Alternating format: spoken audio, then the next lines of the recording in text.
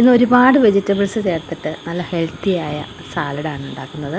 അതിന് ചേർത്തിരിക്കുന്ന സോസാണല്ലോ ഒരു പ്രത്യേക പ്രോട്ടീൻ റിച്ച് ആയിട്ടുള്ള ഒരു സോസും കൂടെയാണ്. അപ്പോൾ അതെങ്ങനെയാണ് തയ്യാറാക്കുന്നത് നോക്കാം. ഇതിന് നമ്മൾ കോൺ ചേർക്കുന്നുണ്ട്, അതുപോലെ കോളിഫ്ലവറും ചേർക്കുന്നുണ്ട്. അപ്പോൾ അത് രണ്ടും ഒന്ന് ആവിക്ക് വെച്ചിട്ടാണ് ഞാനിവിടെ ചേർക്കുന്നത്. അത് രണ്ടും ഒരു 5 മിനിറ്റ് ആവിക്ക് വെച്ചതിന് ശേഷം എടുത്തു. ഇനി അതിലേക്ക് ചേർക്കുന്നത് കുക്കുംബർ ഉണ്ട്. കുക്കുംബർ ഒന്ന് തൊലിയൊക്കെ കളഞ്ഞെടുത്തു. അതുപോലെ ഒരു നല്ലപോലെ ചെനച്ച മാങ്ങ അതും ചേർക്കുന്നുണ്ട്. പിന്നെ ക്യാരറ്റ് ഗ്രേറ്റ് ചെയ്തെടുത്തു. അതുപോലെ തന്നെ കുക്കുംബറും ഗ്രേറ്റ് ചെയ്ത് ചെറിയ ചെറിയ പീസാക്കി എടുത്തിട്ടുണ്ട്.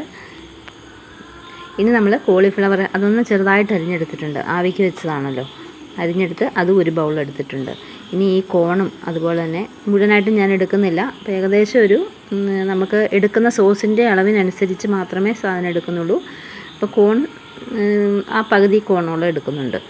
കോണും ഇങ്ങനെ വേവിച്ച് ചേർക്കുമ്പം ഒരു പ്രത്യേക ടേസ്റ്റാണ് കേട്ടോ. നല്ല ചെറിയൊരു സ്വീറ്റ്നെസ് ഒക്കെ ഉണ്ട് ഇതിന്. പ്രത്യേക ഒരു ടേസ്റ്റ് തന്നെയാണ് കോൺ ചേർക്കുമ്പോൾ. ഇനി ഇതിലേക്ക് ചേർക്കുന്നത് മാങ്ങ. ഒരുപാട് പഴുത്തങ്ങ് പോകാത്ത മാങ്ങയാണ് ഇതിന് ചേർക്കുന്നത്. അപ്പോൾ ഒരു പ്രത്യേക ടേസ്റ്റും ചെറിയൊരു പുളിയും മധുരവും ഒക്കെ ഉണ്ടാവും. അതും ചെറുതായിട്ട് കട്ട് ചെയ്ത് എടുത്തു വെച്ചു. ഇനി കാബേജ് ചേർക്കുന്നുണ്ട്, അതും ഒന്ന് ഗ്രേറ്റ് ചെയ്ത് വെച്ചു.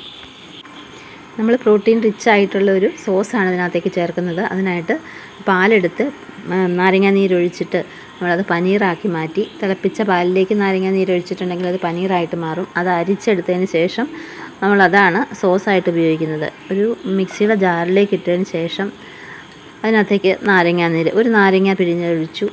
അതിലേക്ക് ഒരു 5ഓളം വെളുത്തുള്ളി, ചെറിയ വെളുത്തുള്ളിയായിരുന്നു, അതുകൊണ്ടാണ് 5 ചേർത്തത്. ഇനി ഒരു 1/4 ടീസ്പൂൺ കുരുമുളക് പൊടി ചേർത്തു. ഇനി ഒലിവ് ഓയിൽ, 1 സ്പൂൺ ഒലിവ് ഓയിലും കൂടെ ചേർത്തു. അല്പം തേനും കൂടെ ചേർത്തു. ചെറിയൊരു സ്വീറ്റ്നെസ്സിന് വേണ്ടിയിട്ട് ചേർത്താണ്. എന്നിട്ട് അങ്ങ് അടിച്ചു കഴിഞ്ഞപ്പോൾ ഇതുപോലെ സോസ് കിട്ടി. ഇനിയിപ്പോൾ ഈ പച്ചക്കറികളെല്ലാം നമ്മൾ അരിഞ്ഞു വെച്ചിരിക്കുന്നതെല്ലാം ഏകദേശം ഒരളവിൽ ഈ സോസ് കണ്ടില്ലേ, ഈ സോസിന് പറ്റിയ രീതിയിലാണ് പച്ചക്കറികളെല്ലാം എടുത്തത്.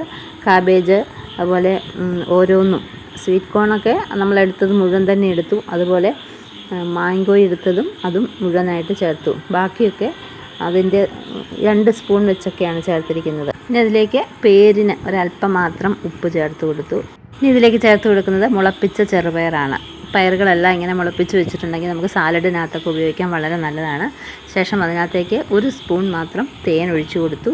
ഇനി ഇതെല്ലാം കൂടെ നന്നായിട്ടൊന്ന് മിക്സ് ചെയ്യുക. കൈകൊണ്ട് മിക്സ് ചെയ്യാമെങ്കിൽ ഏറ്റവും നല്ലതാണ്. ഇല്ലെങ്കിൽ തവി കൊണ്ടാണെങ്കിലും നന്നായിട്ട് 1 മിനിറ്റ് ഒന്ന് മിക്സ് ചെയ്യണം. മിക്സ് ചെയ്തതിന് ശേഷം വേണം നമുക്ക് ഈ സോസ് ഒഴിച്ചു കൊടുക്കാൻ വേണ്ടിയിട്ട്.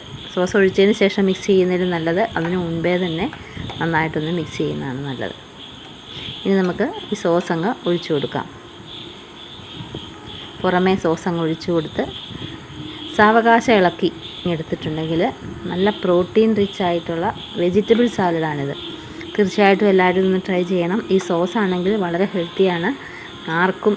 ആർക്കും കഴിക്കാൻ പറ്റിയൊരു നല്ല വെജിറ്റബിൾ സാലഡാണ്. ഇനിയിപ്പം ഇതിന് പകരം, സോസിന് പകരം പുളിയില്ലാത്ത തൈര് വേണമെങ്കിൽ ചേർക്കാം. ഇതുപോലുള്ള സാലഡുകൾ ഒരു നേരത്തെ ഭക്ഷണമായി തന്നെ കഴിക്കാം.